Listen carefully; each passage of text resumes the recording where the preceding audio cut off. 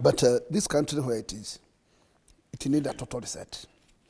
Where we are not going to take a serious measure, then this country is sitting on a time bomb. In fact, we need to be serious enough, and we should not ignore this pressure. You know what we have done as a nation? We have failed to plan for our future generation. And let me tell you, when you have over 70% of the population jobless, where do you think these guys will go? And the government is doing very little.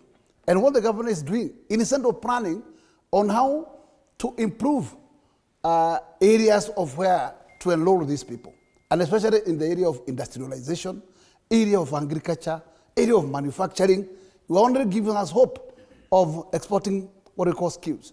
This I can tell you. Those countries who are always telling us to be exported are men and women in those countries who sacrifice to make their country grow to the magnitudes of that level. So what are we doing as a nation? Today, nobody is even thinking on how to deal with the pending bills that actually are aiding our local service providers. But we are busy looking for monies to clear debt, external debt. But we don't take any interest on what is happening, what is killing our local service providers. Why are they facing auction every day?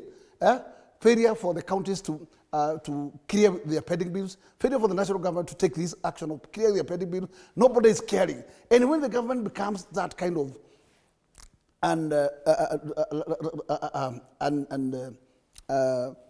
serious on matters touching the little Kenyan citizen, then who else do you? Why do you think that Kenyans move to wake up to elect a government? They wake up to elect a government to service them.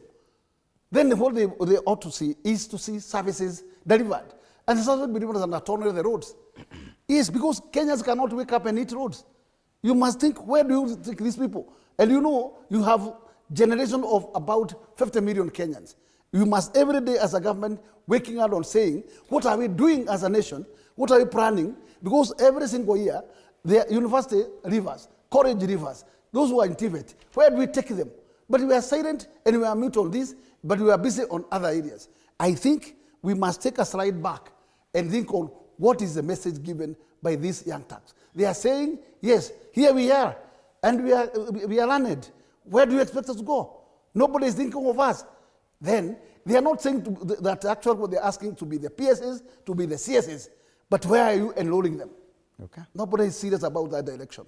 So unless we come, even though we come to a serious conversation on how to bring this country into harmony, how do you harmonize this country without giving the country hope? You must, first of all, give the citizen hope. Those who are in farming areas, give them hope. Those who are fishers, give them hope. Those who are in livestock farming, give them hope. Give those others who have no any other areas to tackle, like Nairobi. Nairobi people, where do you take the use of Nairobi? If you are not creating what you call manufacturing environment in this city, well, then what are you telling us? The government is mute on what we call also power. I am telling you, we have serious local suppliers of power who has been always sitting on what to call Kenyans area of manufacturing. Because there is no way you can be able to compete with manufacturers from neighboring Ethiopia, neighboring Uganda, neighboring Tanzania, without tackling on that element of industrial power. Okay. The next is tax regime. These are areas that are killing industry.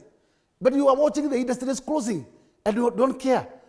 If you don't care, this is the roots of losing job. Who will care if the government does not care?